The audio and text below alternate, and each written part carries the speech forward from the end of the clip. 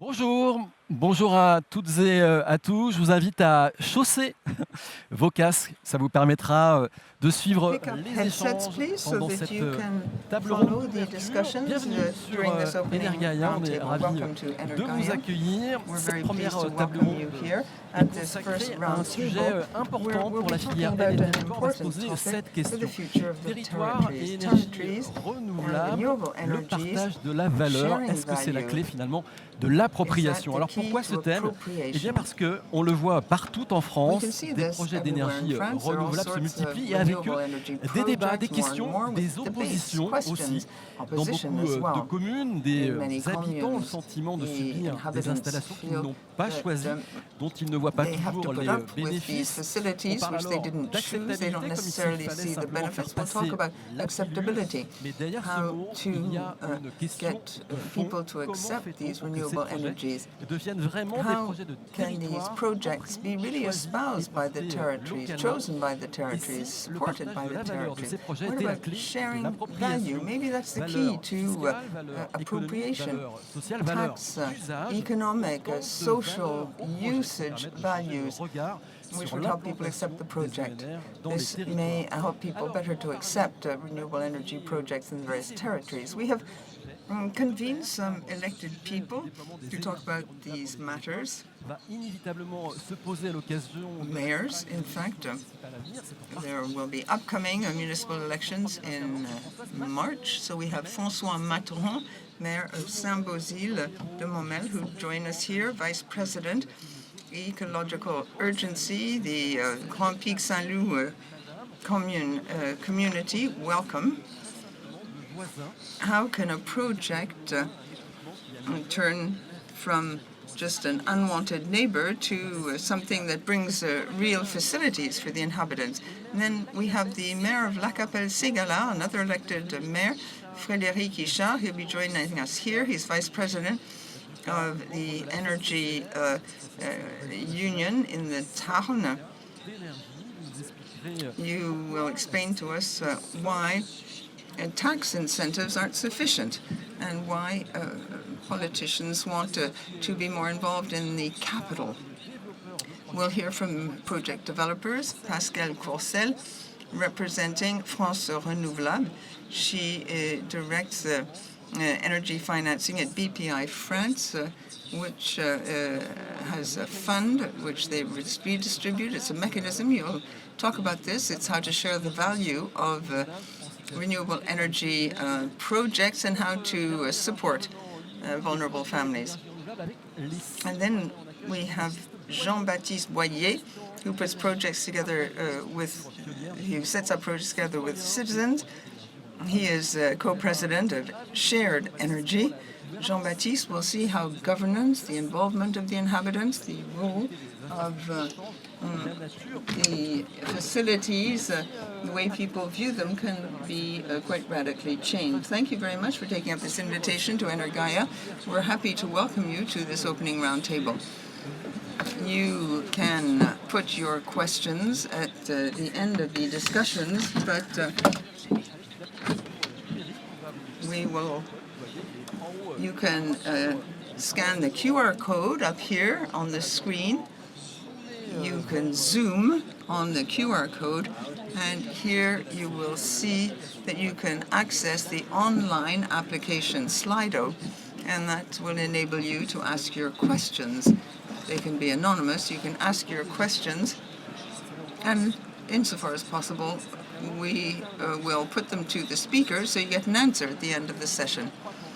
There'll be three different chapters, and we'll take questions on the three themes we'll be discussing. First of all, we're going to talk about the challenge of appropriation of renewable energies. Then we'll talk about something more down-to-earth, solutions for sharing value.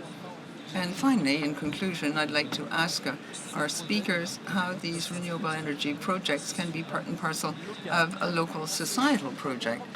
So why should we talk of appropriation rather than acceptability? We'll talk with Pascal right away. We'll talk about the acceptability of renewable energy projects.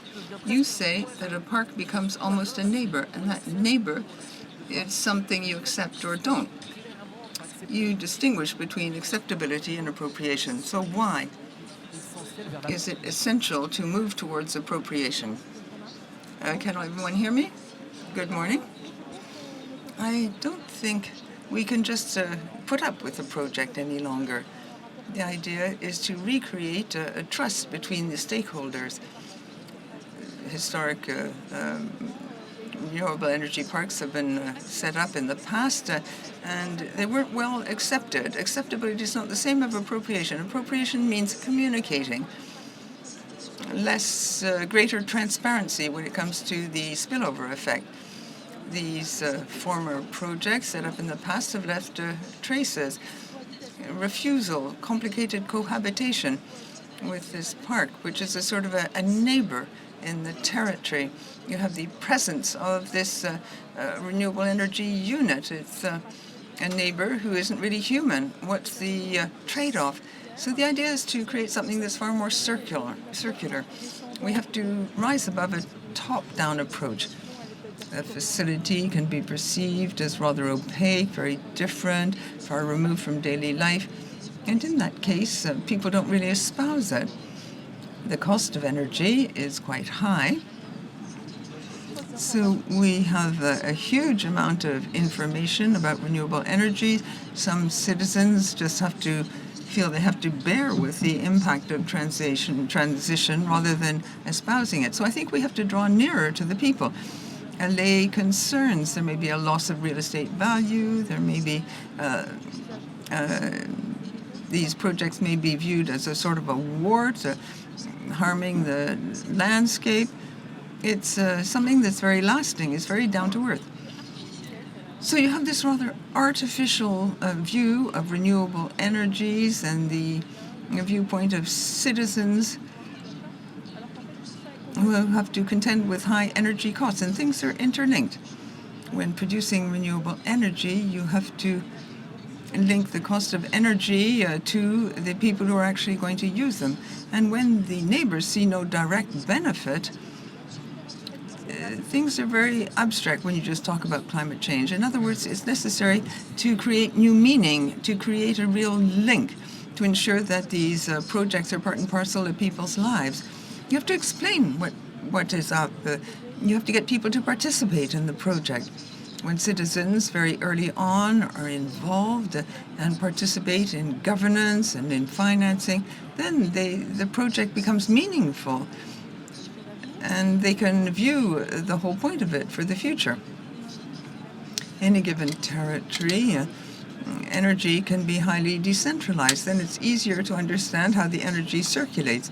We have to, of course, shoulder the past, but where we weren't 100% good, and we have to recreate this confidence.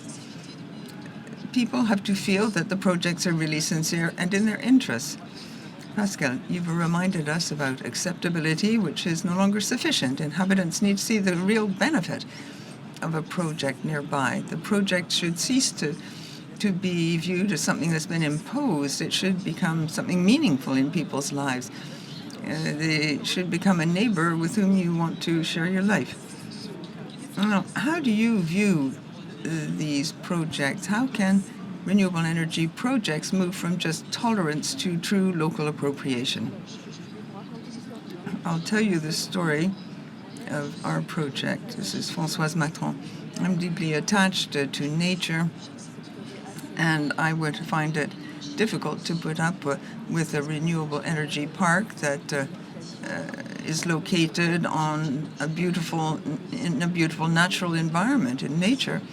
So with the people who live in my area, we've said, well, what can we do to boost our energy sovereignty?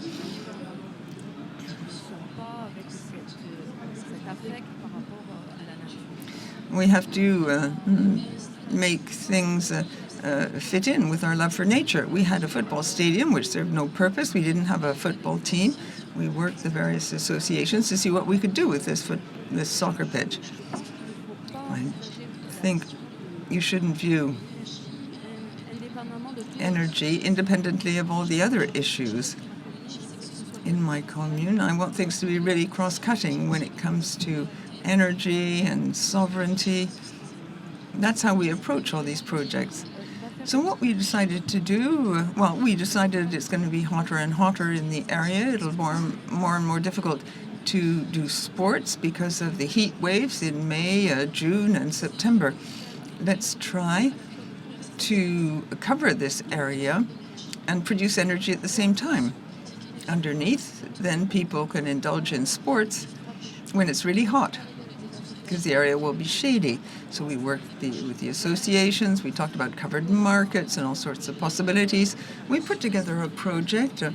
We designed shaded areas which would be compatible with sports. So the surface area is big. We have said that the area may not look great, but it produces 30% of the energy that is used by the commune. This energy, well, we can see we need energy. We know that to produce energy, there will be an impact on the environment. You can't produce energy without creating any impact whatsoever, but visually, well, 30%, that amounts to what I've just shown you. If we reach 100, we'll have to multiply the surface area by 3 to be self-sufficient in energy. That makes people think about sovereignty. That is, you can't continue to produce more and more and more. You have to reduce consumption to fit in with what one can produce. You have to adjust your needs in light of possibilities. In other words, this is a very global approach. The idea is to be sincere and cross-cutting. Then people understand much better and are willing to accept. That's an example of just one project amongst others. That's the intellectual approach we have applied. And also the project helps the commune's finances. Yes, we thought for quite some time about self-financing for engineering reasons. We gave up on that idea. We worked with AREC and others, and a developer was the person who actually created the facility. And we get rent. Instead of getting annual rent, we calculated it over the 30-year period. For 30 years, he actually runs the energy facility and gives us 50,000 euros, gave us 50,000 euros, which enabled us to create the sports facilities. After 30 years, we get the facility back without having spent a penny. And it will continue to produce 80% of the energy we need. So the commune can still use this site. I don't know what will happen in 30 years, but if the decision is to dismantle the facility, according to the contract, the cost will have to be borne by the installer. So there's no risk for the commune, and it meets a need in terms of energy and a place where people can meet and do sports. So basically, it's been very well accepted because it's a win-win situation. So public service plus energy, and no impact on the surrounding nature, or it doesn't really upset the landscape. Okay, Jean-Baptiste Boyer. Appropriation, as we can see, it often arises out of a clear use, a project which renders a real service to a given territory.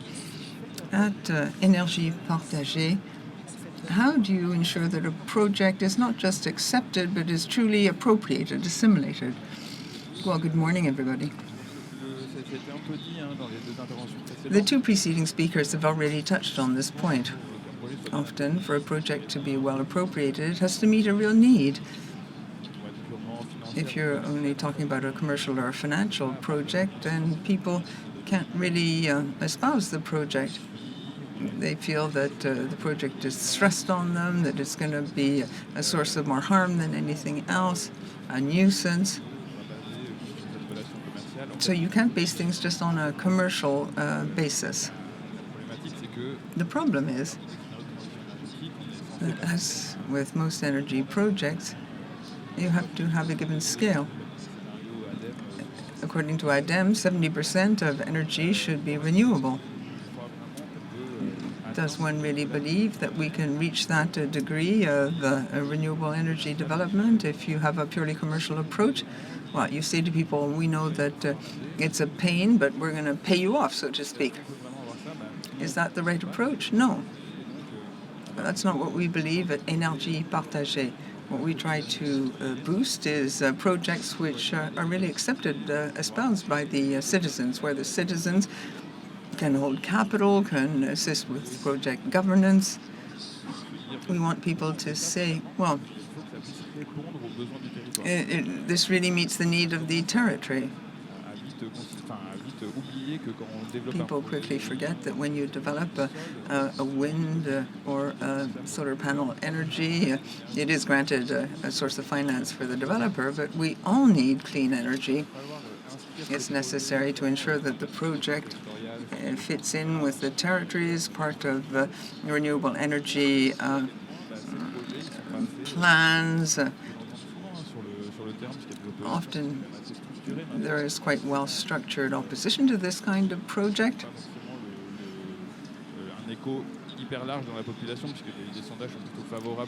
Even if, according to opinion polls, people agree with renewable energies, but people often say this energy is going to be used by the big cities.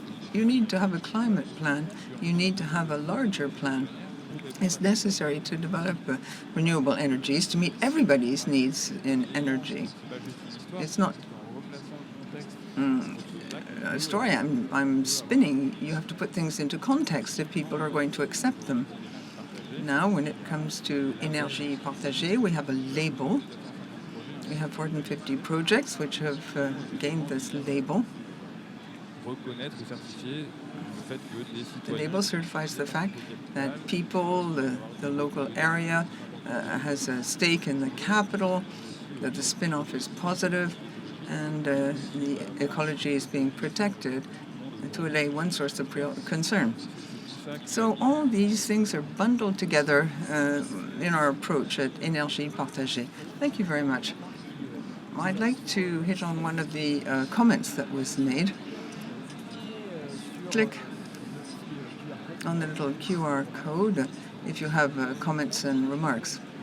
People say, well, tomorrow, Thursday, at the ADEME stand, there will be some feedback on their new project in the area of renewable energies. We don't just have wind and sun, there's electricity as well. You're quite right. Frédéric Richard, let's continue. When it comes to appropriation, with you, Mayor of La Capelle-Ségala, Vice President of the Energy Syndicate in the town. For you, there are three sine qua nons if you want to ensure that citizens really accept these renewable energy projects. What are these three sine qua non?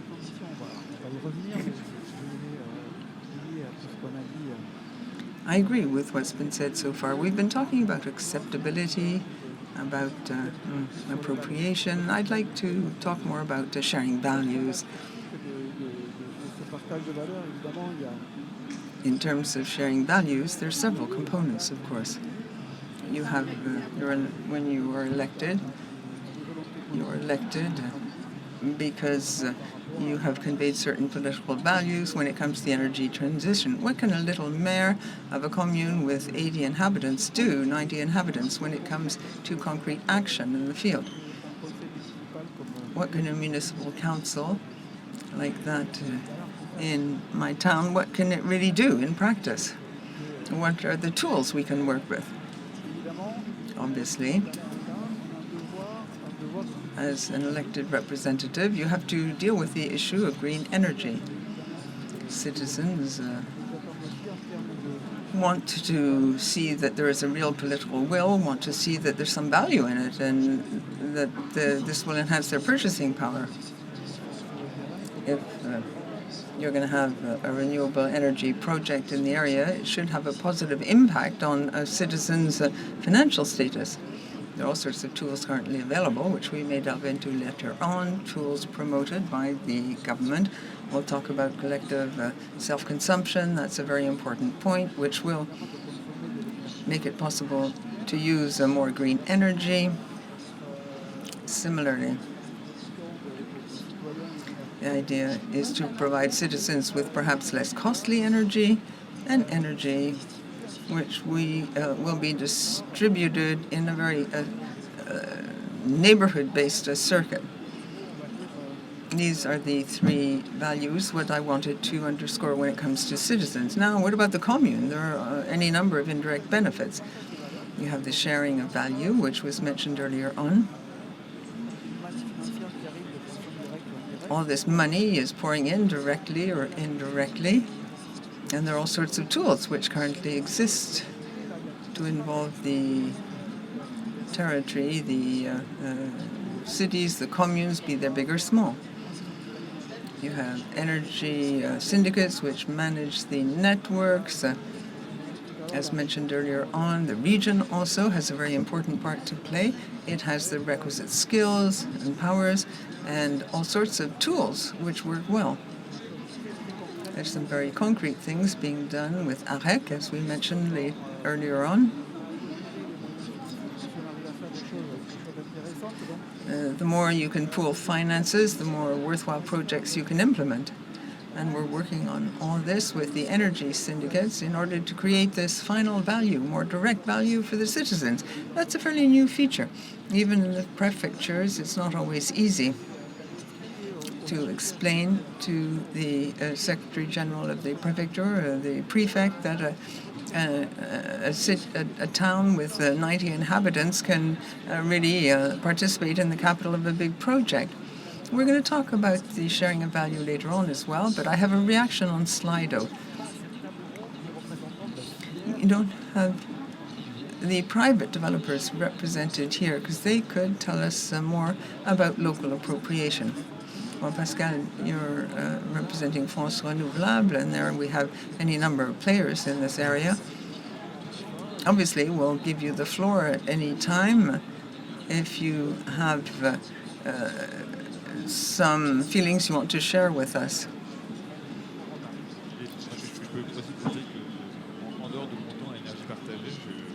I work with Énergie Partagée, but I also am head of a local entity which develops all sorts of different projects. We have over 150 citizens who work with us in the commune, the intercommunality, etc., etc. So all these pathways already exist and all sorts of projects are being implemented. It's hard to know where to start. So you have Énergie Partagée, which provides all sorts of training. I don't want to take up too much of your time.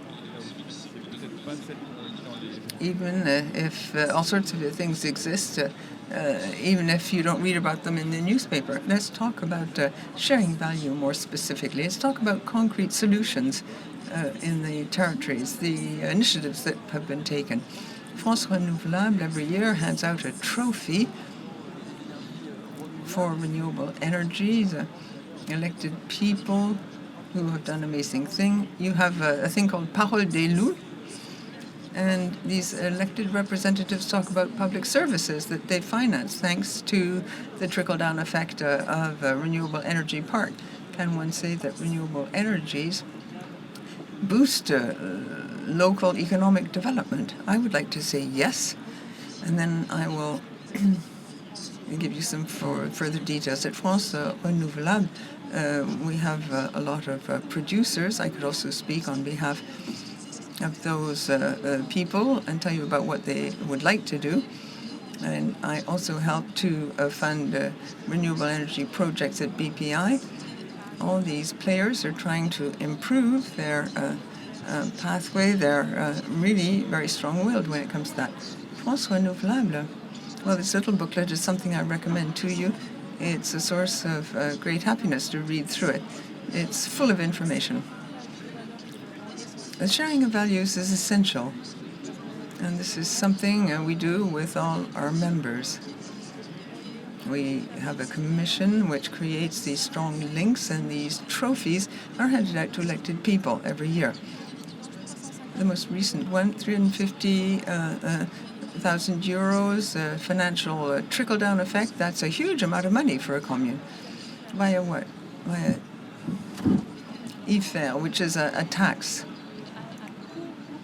When elected representative has co-built the project with the developer, this tax is very visible, and people understand who's participated in the renovation of the school or the street lighting. That's not always the case. But people then sense that they are participating. They are find it easier to accept the project when this is just thrust on an inhabitant. The inhabitant simply has to accept the project. This doesn't necessarily enhance transparency, and that's a real issue. Cohesion is necessary with the local population. That's essential. The people, the local inhabitants, have to understand how this tax is a wonderful way to share value. What is a bit worrisome about the future is that if we have a multi-annual energy plan which is scaled back, then there will be less tax that accrues these villages. So people will wonder about the sharing of value when there are these new projects. How are they going to renovate their equipment, this, that, and the other? So everything is interlinked. So IFER is there, this tax exists, and people have realized that transparency is very important. Otherwise, the citizens won't know sufficiently what the sources are of the commune's budget and so on and so forth. So this is key when developing a project. IFER is the most visible tax. It's very important. When it comes to the new draft finance bill, some projects really focus a lot on ITER. That's an important component. So when citizens feel they're involved, they feel very proud to have such a project, and then they fully espouse the project, accept it 100%. And then initiatives. You have started to work on value sharing in many initiatives over and above tax. You propose going further when it comes to sharing value with a redistribution fund. A redistribution fund which will become national. You started with a first experiment in the north of France. What is the goal, in fact? Well, it's what we were saying at the beginning. Not all parks were well done to start with. Some neighbors didn't understand their worth. They viewed them as more of a nuisance than anything else. But with projects in the future, we try to focus on the sharing of value. We have a working group on renewable energy, and we've created a fund. It exists. It's called Solidarship, and we have a pilot project underway. People can volunteer. The producers of existing projects or ecosystems, the people putting up the finance, investment funds, they can contribute through a donation. They can make a donation, 1% of turnover, for example, 0.5% of turnover for a producer, with tax breaks. The tax break would be 60%. And that, given the fact we're talking about 800,000 euros, that will make it possible to distribute 150 euros per household, the poorest households. There will be a redistribution by the associations. The idea, therefore, is to show people that the circular economy really works, that this renewable energy produced locally produces benefits. The benefits actually accrue to the people living nearby. People feel that renewable energies are a cost. That's why I was saying right at the beginning that this energy transition has to be experienced very close by the citizens, and they should partake of the financial benefits. We've reached 75% of our objective. That's really fantastic. We need more donations. If you're in the sun area or not, it doesn't matter. And the board, we have a board with stakeholders who are not necessarily in the same area, but they want to become involved in the development of renewable energy. So in other words, we're very pleased. 75%, that's great. And we're working on something real, something tangible. The idea is to redistribute. In an opinion poll that dates from September, 84% of people in France are in favor of renewable energy. Not necessarily in the territories where there are renewable energy plants, but let's view things from a very positive stance. You're starting on the Département of the Somme. The idea is to deploy it on all the departments, depending, yes, those parks. Yes, the ambition is to reach out to all of France and to. For a very long time, it was a sector that was working in silos, and it was logical to produce and not so much worry about consumption. But today, we want to be aligned with consumption in the territories. So our ambition is for all France. We are working on departments in the south, of course, which has solar energy, to make it visible.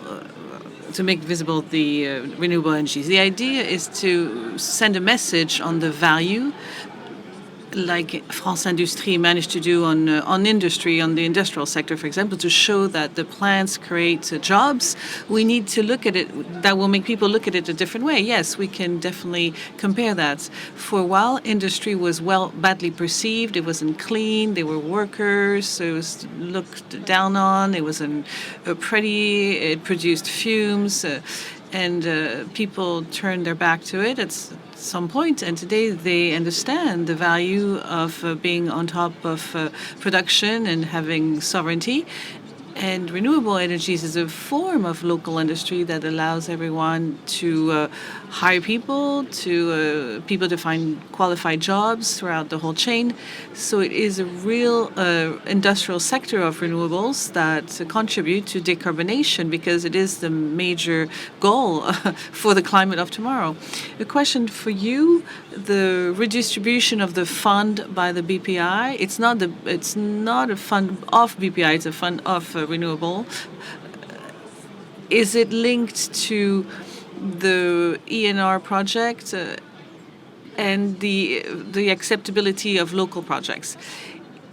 It's not a direct redistribution per se, because in order to get into these redistribution donation funds, the donor should not make money on the project. It's very well regulated, and it safeguards everybody's interest. So there will be a distribution made on the territories that have projects going on.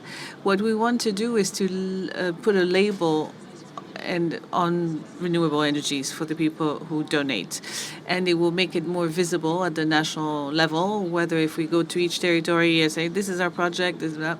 So we have to reach bigger on what we have now. And there are different ways to look at a way to share the label. And we're going to learn as we go with this fund, and we're going to give it a larger ambition.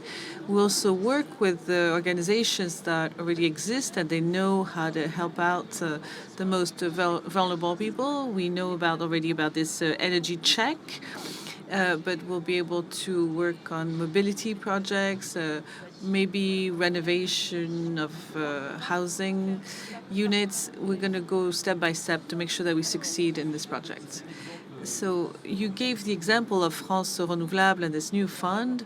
Around the shared value, there are also some redistribution program for the renewables, such as the device of solidarity for energy in the region. And you can meet them at the booth for the region. So please put down your first name, because otherwise I put down anonymous. So I believe it's the name of the person, so it'll be easier for me to read. Thank you, and I'll take more questions in a minute, but I'm going to turn to Frédéric Ichard, the other mayor of this roundtable, because we just talked about IFER, this tax, and you also said that only tax incentives on renewables is not enough. What are people expecting, and what would be the good way to attract a producer of energy in your territory? So we talked about IFER. Yes, it's true that IFER is concretely a source of revenue in a commune. In terms of visibility, I'm going to be more skeptical or conservative. If you take an opinion poll in the street and ask people what IFER is, I don't think you'll find many people who know exactly what they're doing. In terms of appropriation, it may not be, even if you ask the elected officials, I'm not sure if I asked the question at my municipal council, what is IFER? I'm not sure that everybody around the table will know how to explain to me what it's about. So it exists, and of course it's important, but it's not enough because the first impact for a project, a solar or windmill, wind project, it's often on the communities that are the closer, and the one that is the closest usually is the town hall. And in rural areas, there's a need to share value on the transition. And as soon as we want to position projects close to homes, people are not so happy. So we need to take it a step further and make it acceptable and defend the values. And to share the values, we need to tell them, the citizens, that beyond this tax credits, this additional revenues, we can create value simply in the place where we live. And concretely, give us some concrete examples. Concretely, it could be like people taking shares. I'm going to reassure the developers here who feel left out from this roundtable. For us, they are key players because they have the know-how.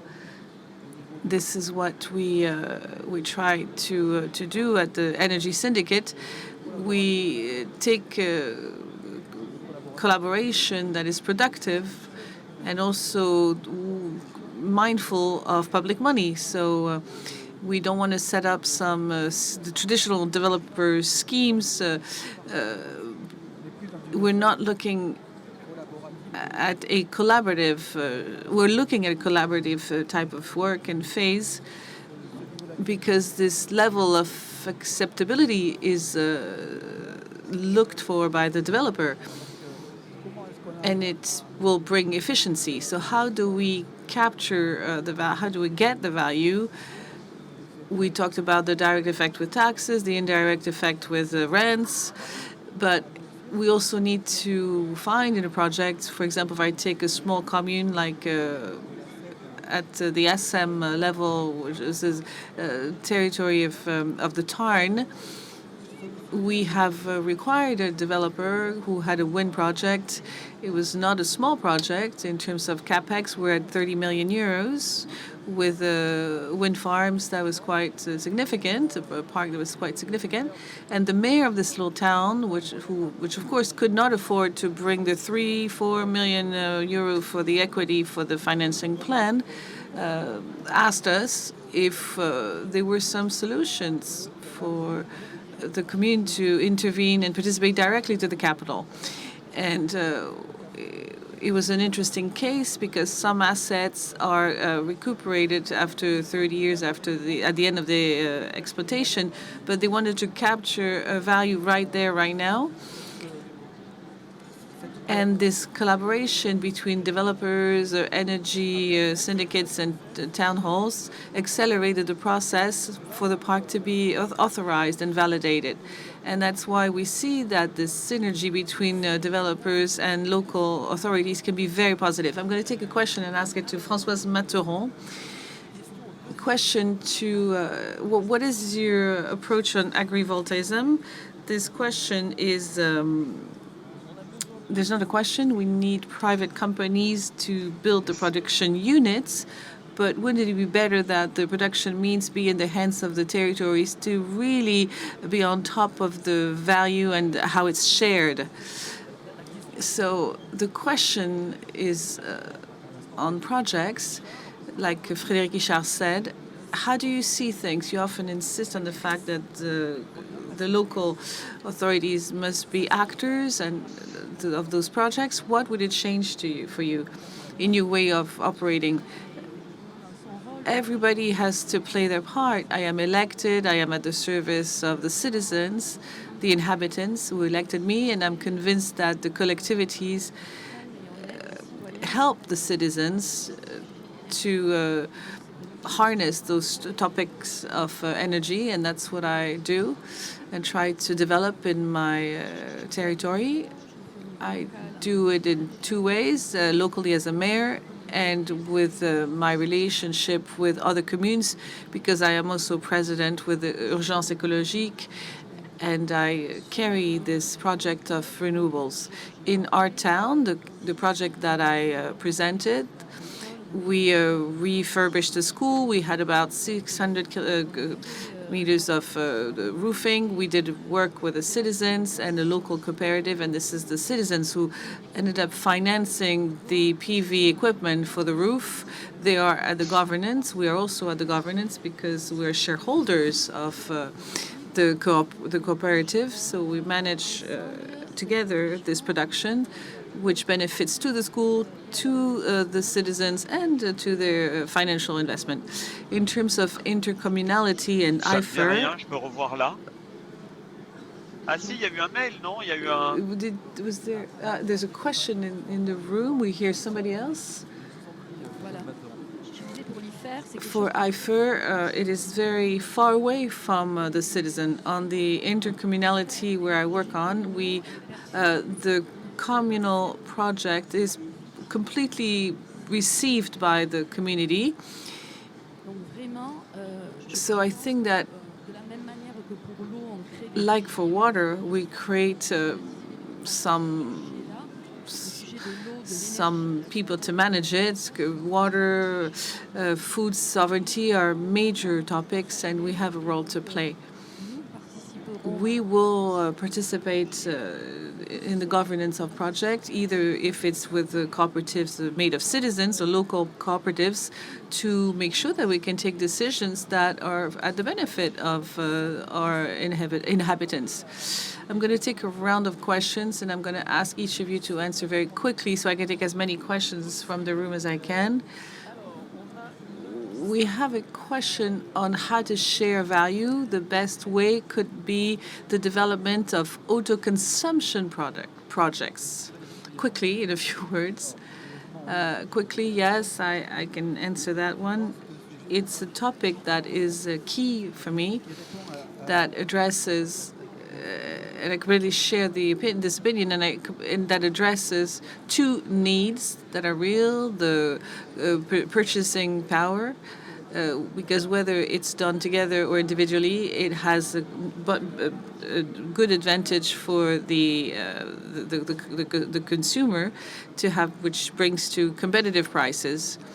Why do we get this price that are competitive? Because there's some schemes of short circuits, and there's some helps and tax credits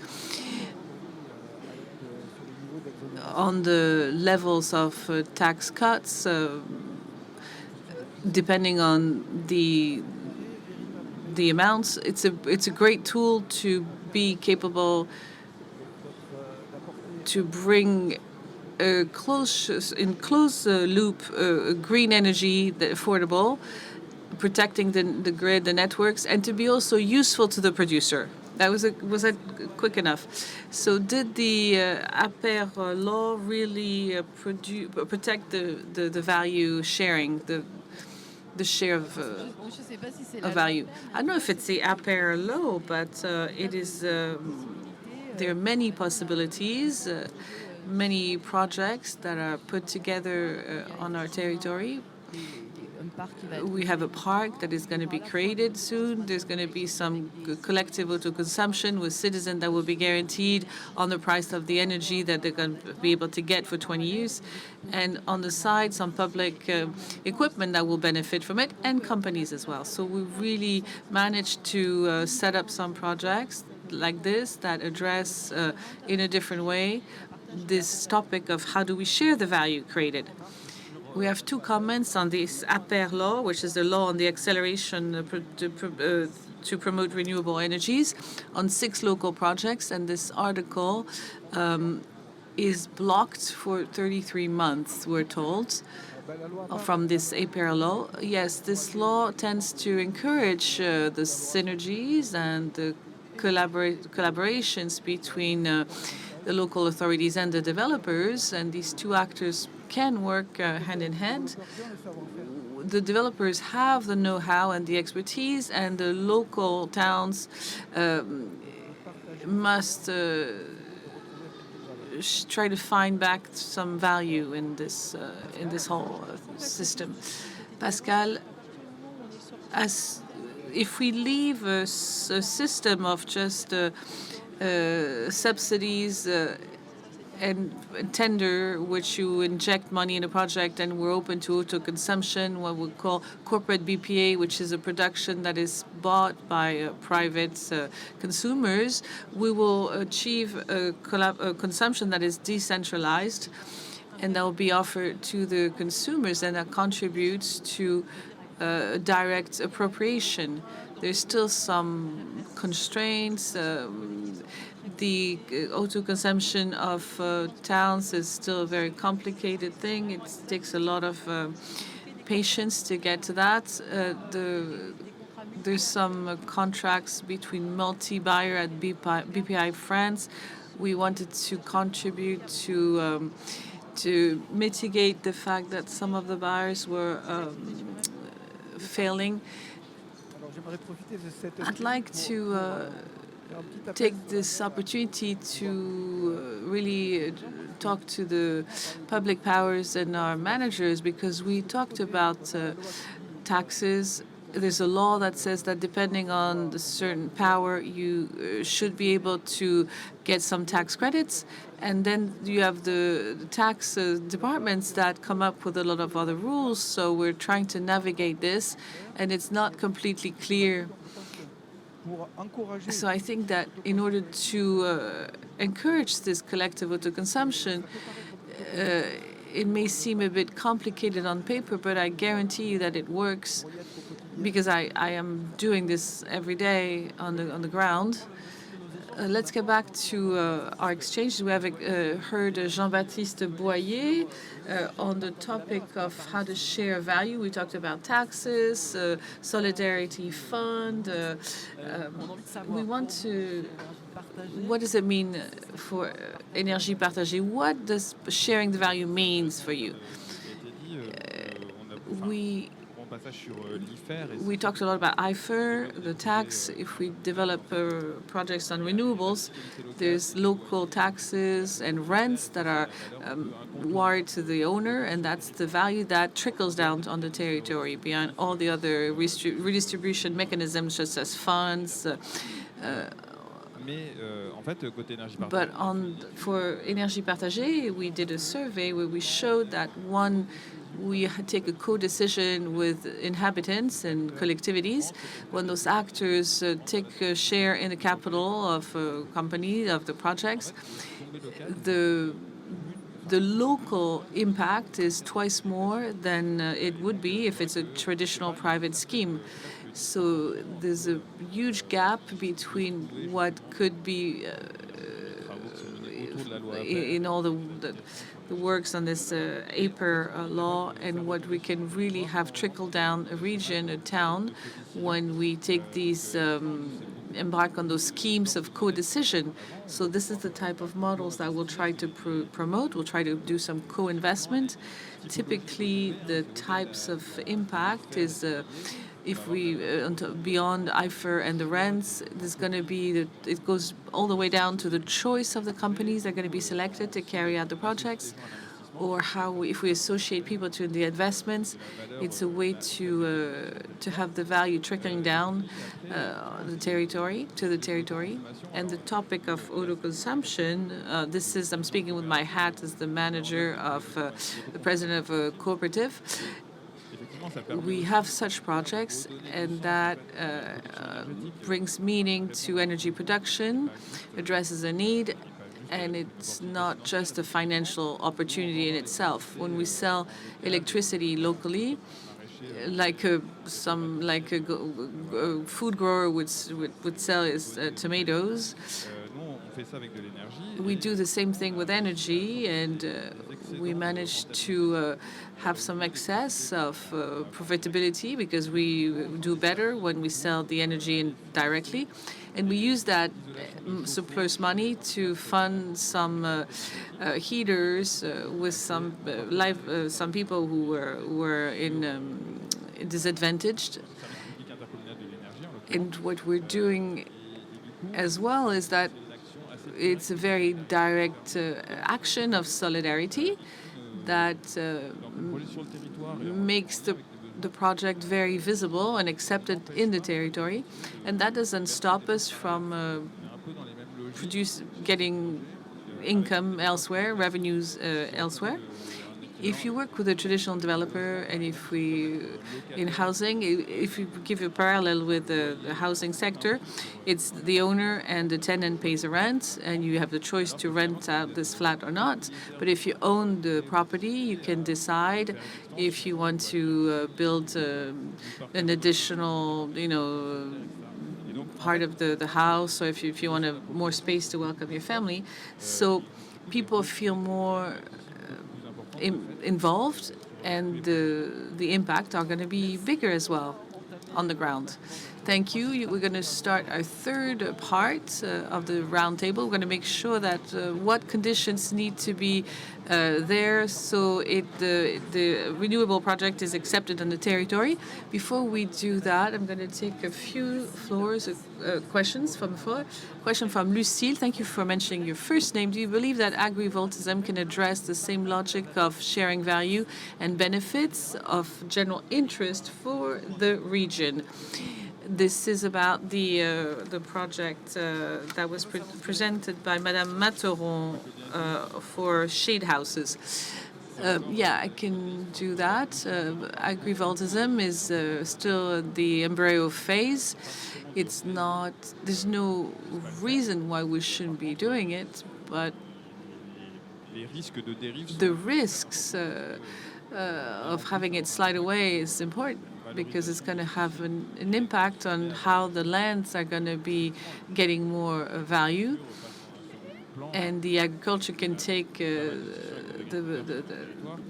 go to the second stage. And in terms of securing contracts for the farmers, what type of land lease do we choose? It's going to bring some difficulties to secure the farmers. And in terms of money, potentially for the landowners, it could encourage them to turn their back to agriculture. So that's exactly the issues linked to agrivoltaism. But we could share value in it if we go down the route of co-construction and co-decision. We're going to have a roundtable Thursday at 2:00 on agrivoltaism. How can we make this sector credible and sustainable?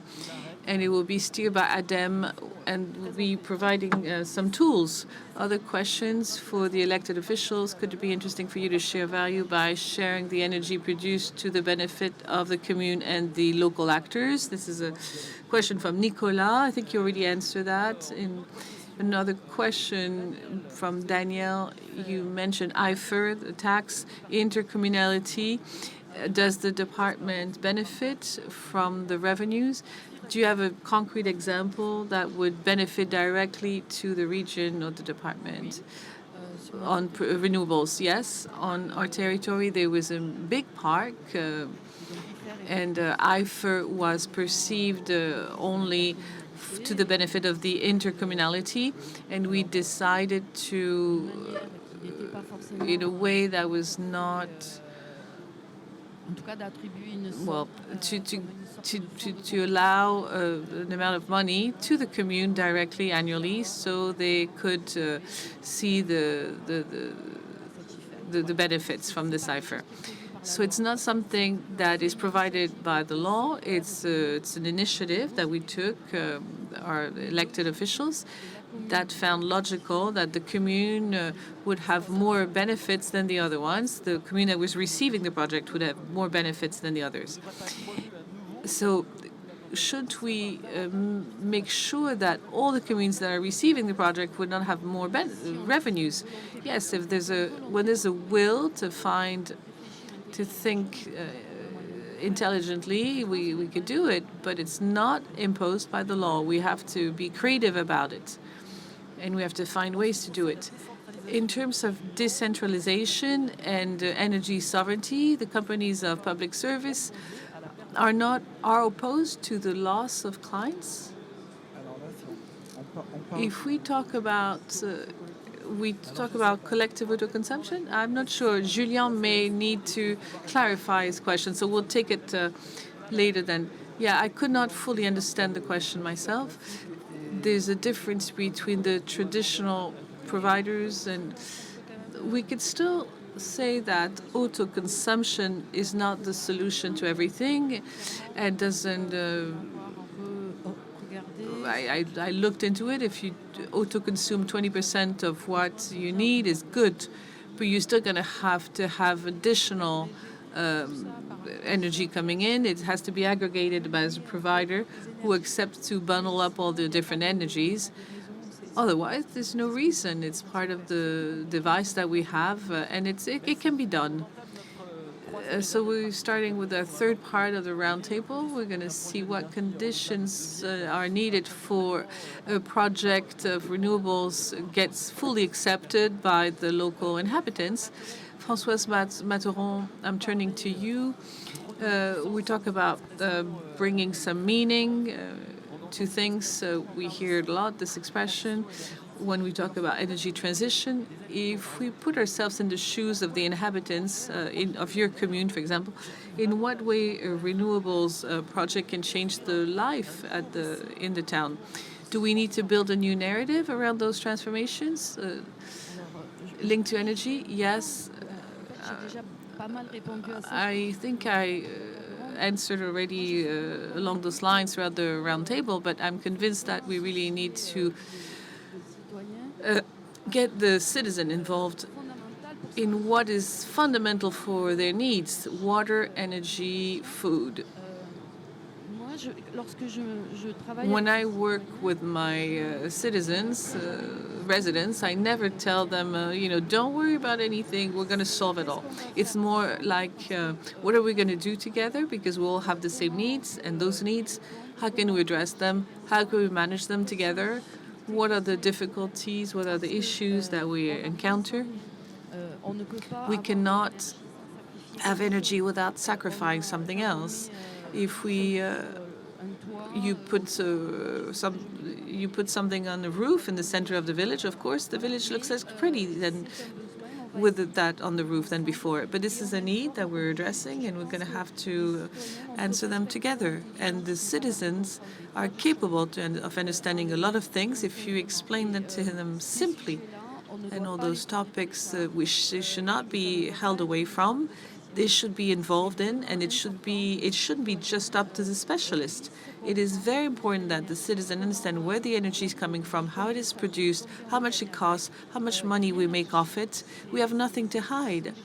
These are things that they must understand, and once they understand it, they're interested in it, and when they're interested, they invest themselves in it.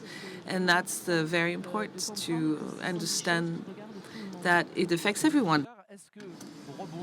Just to react to that, these subjects have to be part, perhaps, of the March electoral campaign, talking about it may be necessary, I think, to talk about the creation of a new solar panel park, or biomass, or methanization.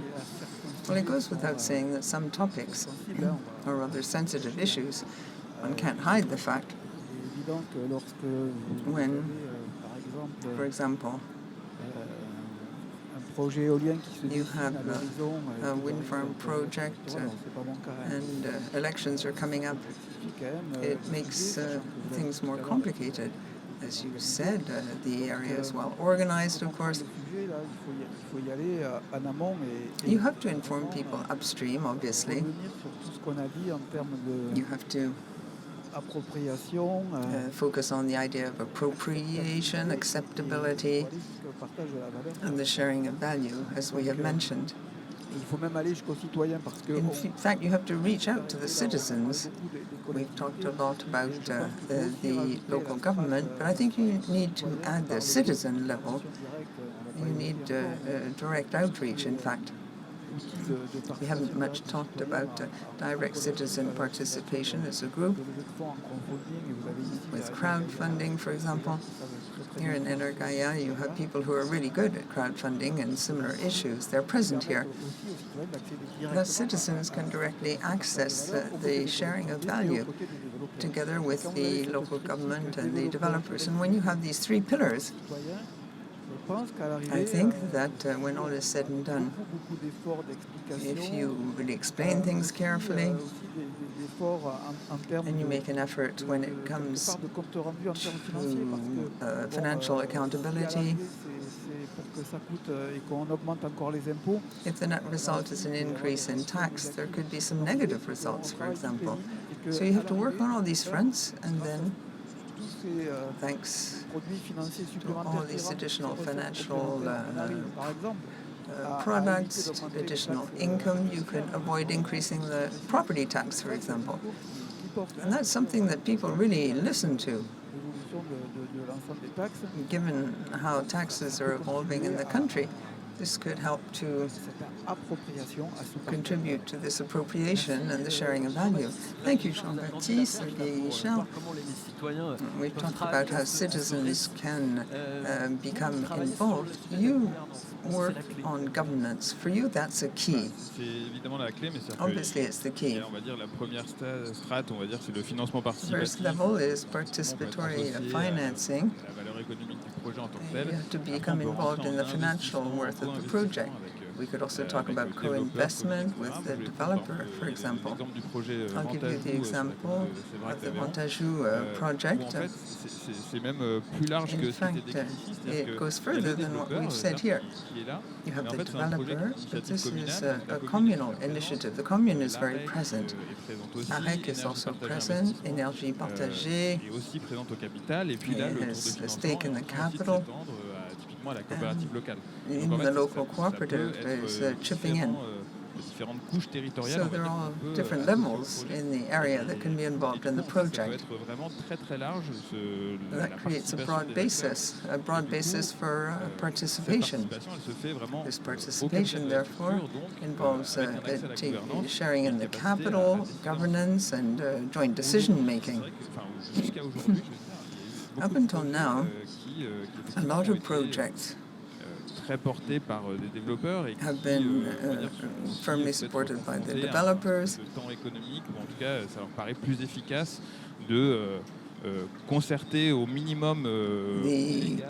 The local inhabitants weren't that consulted much, just the legal minimum. Now we're focusing more on transparency and sharing.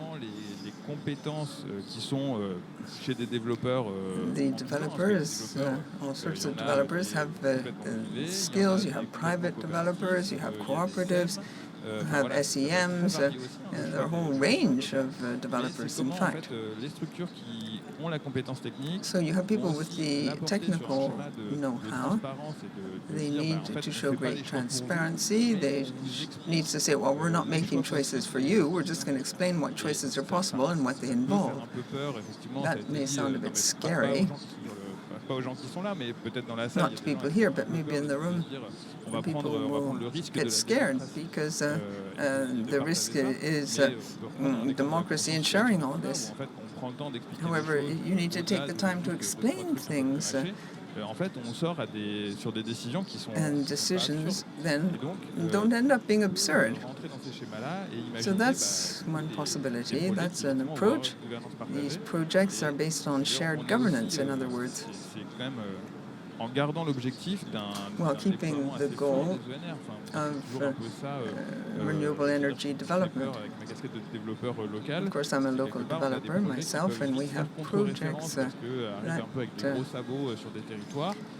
can be well accepted. Some projects just are imposed on a given territory. Others are really supported by the commune as a group. comment dire, ce portage-là, en fait, ça aboutit à ce qu'à l'inverse, on a des fois des collectivités qui disent non, mais en fait, on va le faire Local nous, governments say, well, we'll do this on va le faire à ourselves, 100%, comme ça, on n'aura 100%. pas de conflit en local. There won't be Voilà. any Nous, on pense local que conflicts as a result. c'est aussi, on va potentiellement un peu au carton aussi, mais justement, c'est cette That is another appropriation approach which collectivité boosts citoyen, the collective appropriation by citizens. plein de niveaux. C'est ça aussi You have qui to va involve all recréer the des different espaces levels. That démocratiques creates et a real refaire democracy. des espaces aussi d'échange, de That dialogue. opens up spaces Endroits où on for peut débattre, on a dialogue, le for droit de pas être d'accord, exchanges, for mais debates. finalement, Not everyone on has en to vient quand même agree, à of course. s'accorder sur des choses. However, people end up les agreeing on the projets, finalement, basics ils so vont être that lourds et the on ferait projects autre can chose really aussi que take juste place. des kilowattheures et des euros. And it's not just a question of kilowatt hours and money. Okay, I'll now field some questions from Slido. I'd like to ask the girls with the microphones also to give the microphones to those who want to take the floor. One last question to Pascal Courcel. We've been talking about inventing a new storyline. It's important that today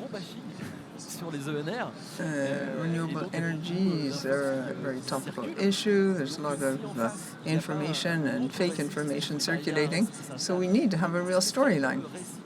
So what kind of storyline should we uphold, according to you? It's very complicated. When you have erroneous information, it may take, say, 3 hours to explain why. It's very complicated to deconstruct this kind of fake information. We've been talking about sharing value. Value is created by who? You have companies that are investing time and years of work in renewable energy. It takes a long time. There are all sorts of recourses, appeals. You need to be transparent when it comes to sharing value, and that takes place at all different levels. For example, I created a company to produce renewable energy 10 years ago, and now I have become more locally implanted. I've created 15 jobs on the spot. I contribute to various endowment funds. So this is a way of showing people that things are truly shared, including value, the financial side of things. You need to redistribute at the very local level. So here you can share value over time. People then understand how the projects are put together. They understand the upstream, the downstream. And what is indispensable is to have a renewable energy industry. It's necessary to decarbonize it. It's necessary to electrify uses. Electricity is decarbonated, but not everything is. So we're treading water. We're not moving ahead fast enough.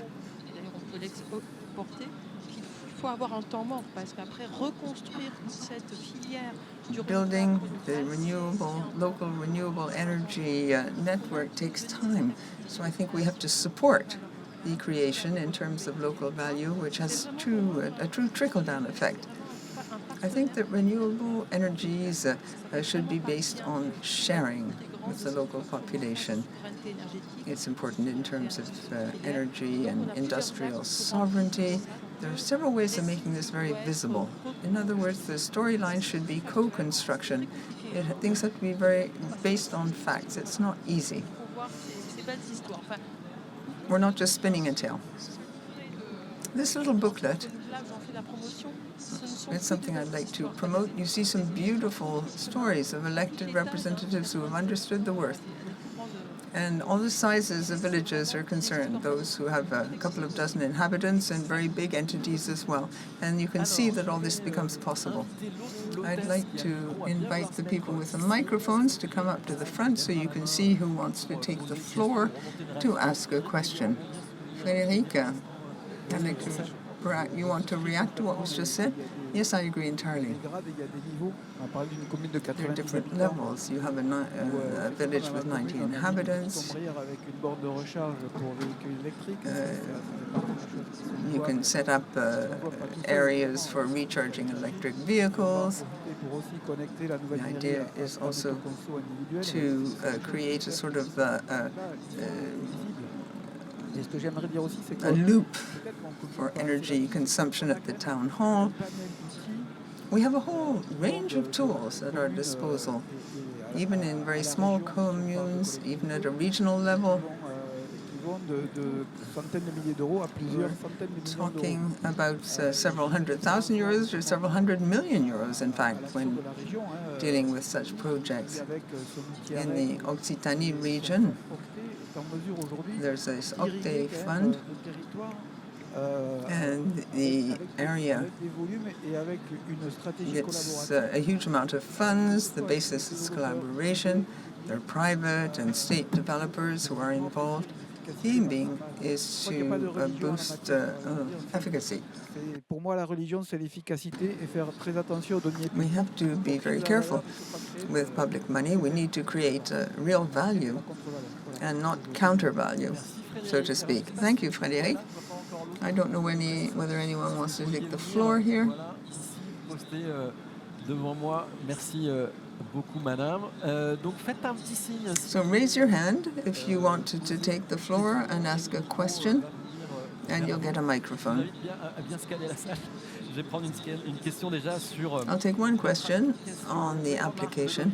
A comment by Louis. A good example of value sharing is the 10 megawatt solar panel unit near Lyon.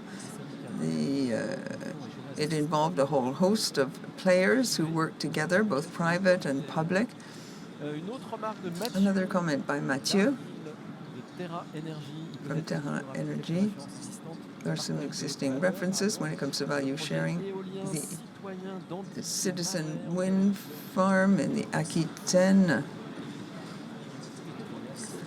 A number of entities were involved. Regional funds really work. Are there any questions or comments on this distribution-based fund? It's an interesting venture, but it should not be a way of supporting renewable energy projects in the territories. Yes, we're not trying to support new projects. We work with the existing parks or farms. What we want is to look at the financial side of things.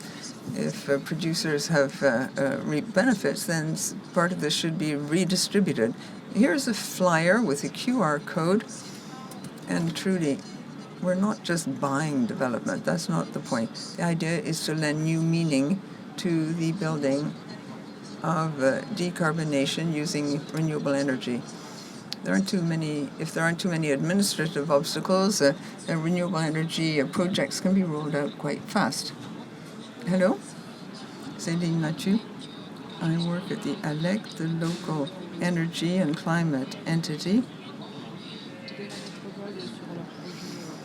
We have any number of renewable energy renovation projects. I have a question to one of the mayors. You have this shade creation project in the sports stadium. What sports can be done under this shade, and how high does the shade have to be? Soccer, people with balls that are thrown high into the air. Well, I don't understand how these shading systems work. We worked with the associations and NGOs before devising our plan, and AREC gave us a hand. The idea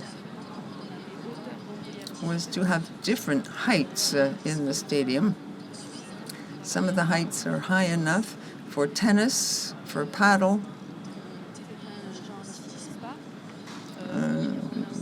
for other activities, and then there's an area for cycling, and there is a market area with a lower shading device. So the height depends on the exact project.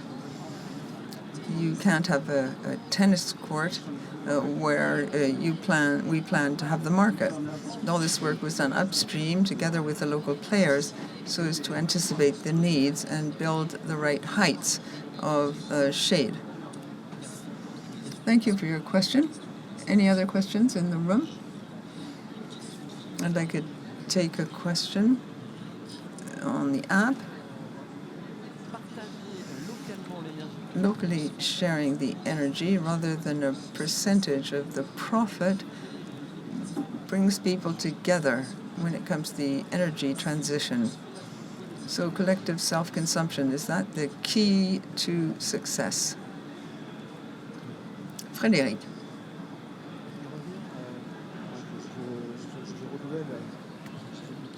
I'd like to reiterate what I said about local self-consumption. Look at what's being done in the Tarn and by our SEM.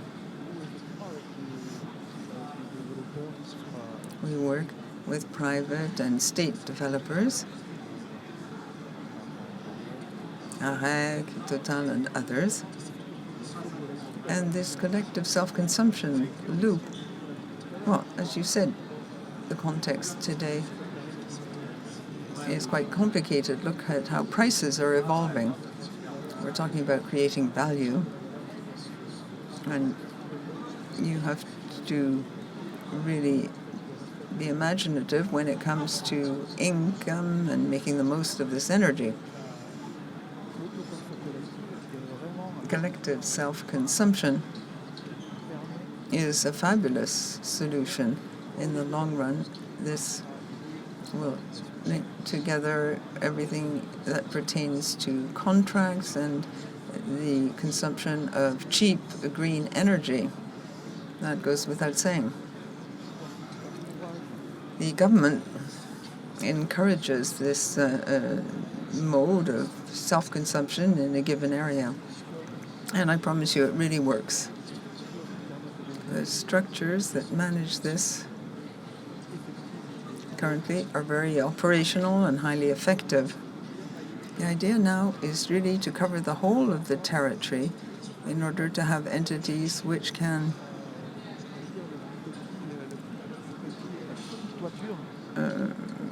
find the smallest possible rooftop available to connect things to the grid. In other words, we want to enable the maximum number of citizens to benefit from the potential of using green energy in a very short circuit system. Specialized companies in self-consumption are supporting these projects over and beyond the actual developers. Do you think these structures have a part to play as a link between all the stakeholders? Can they be the catalysts behind projects in this area? Jean-Baptiste.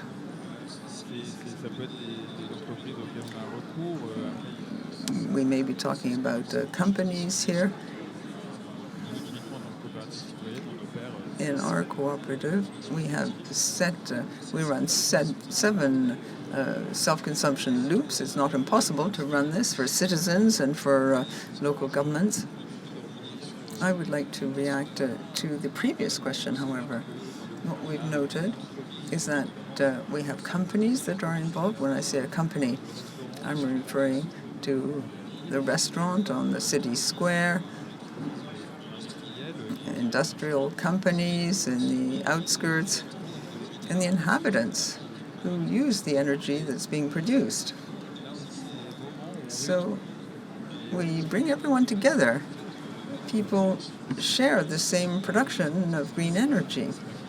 And it's great. It creates a strong link. If you're not an employee of the company using the energy, you don't necessarily have a link with other companies. But this creates this common link between all these people. This energy can be viewed as a common good, which can be shared and managed together.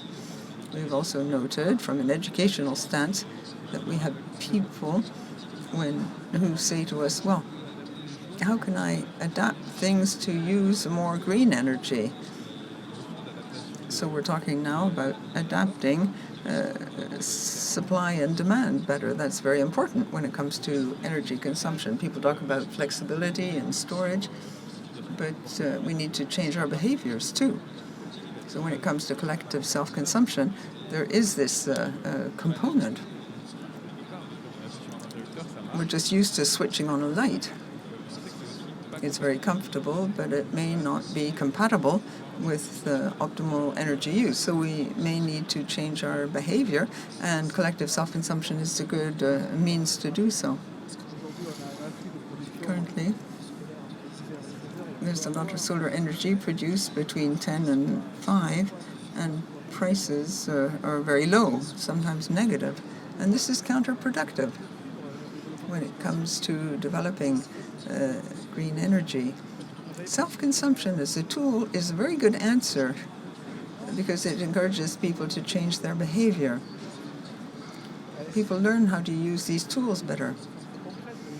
I have my own habits, but say you have a garage owner who is used to doing this or that, and then they feel more closely linked to the neighbors if people focus on changing behavior. If people say, well, if you use more energy between 10 and 4, then we'll get an even better self-consumption system. Are there any questions or reactions? Raise your hand and we can bring you a microphone. A question? Because we've been talking about appropriation and acceptability, we have a question on consultation from Marie. In practice, what modes of consultation upstream appear relevant in communes and elsewhere? Who'd like to react? There are a lot of ways of indulging in consultation. I like direct consultation with meetings. Then you can use the internet as well. When it comes to consultation, we don't lack the means when we really want to get people together to chat. Thank you very much. Marie is in Elios. We have a round table called consultation in order to improve practices. So we have all sorts of concrete examples. I'd like to refer to the tools. We have used a tool for making people aware of energy issues. There's a game which was developed by Leclerc, an energy mix that was developed by another entity. It's very important to see what the real needs are in a given area. We have to look at the energy consumption and what it might look like in the future. Once you've indulged in this work on consumption, then you need to look at the means of production that are required. People sometimes are opposed to wind energy, but they may end up really adopting it because they become aware of the fact that it will really help them to meet their needs. The same applies to the energy mix tool. You can compare different scenarios to see that it is possible to reach a real consensus. You need to develop renewable energies a lot that people tend to agree upon. And it's the politicians that sometimes don't lend their support. It's important to use all these tools so people become aware of the fact that, okay, you can discuss the project and see whether you need one or more wind farm or not, a wind unit, but people need to agree that there is a need for a wind farm. Sometimes people can't reach this agreement because there isn't enough consultation. Any other questions in the room? Otherwise, I'll take the last two questions that have been sent in through Slido. Okay. Question and comment. Agrivoltaism talks about agricultural production and energy when it comes to sharing value. Agrivoltaism makes it necessary to share value perhaps with the farming world. What do you think? I'll take the floor as mayor of a very small rural commune. Sharing value in terms of agrivoltaism is very important. We need to encourage this kind of investment in order to ensure that farms remain perennial, and this would be a means of helping young people, young farmers, to set up shop. For me, this is a key ambition. Obviously, It's a complex matter. It sparks endless discussion.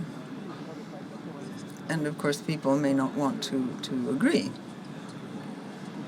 However, as a commune, I believe that our main concern, that's why sometimes I don't always agree with what's said in the agricultural chamber, but basically I think that we need to involve farmers.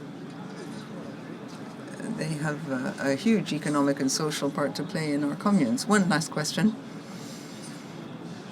which will act as a conclusion. Sharing value with the citizens via shared governance, isn't that a strong advantage when it comes to accepting renewable energy projects? I think that's the kind of conclusion we can all reach on the strength of our discussions.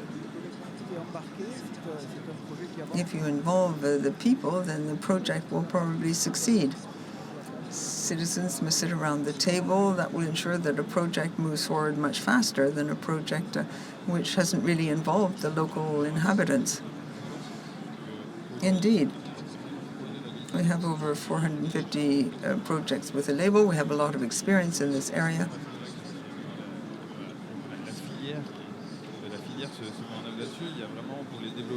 For developers, it's important to forge ahead with shared energy, shared governance in projects. That's important for the communes, and you need to use all the tools available. For example, I'll put up an extra euro per inhabitant. That can help shape partnerships between the inhabitants per se and the local government. And for the inhabitants, they can also become involved in a local cooperative. All sorts of projects are being developed throughout France in many different areas. If you live in France, you can find this kind of a cooperative near home. Thank you very much to all the speakers and participants. I think that they deserve a round of applause, and thank you for attending this opening round table. Thank you very much. And enjoy EnerGaïa. I wish you a very successful first day.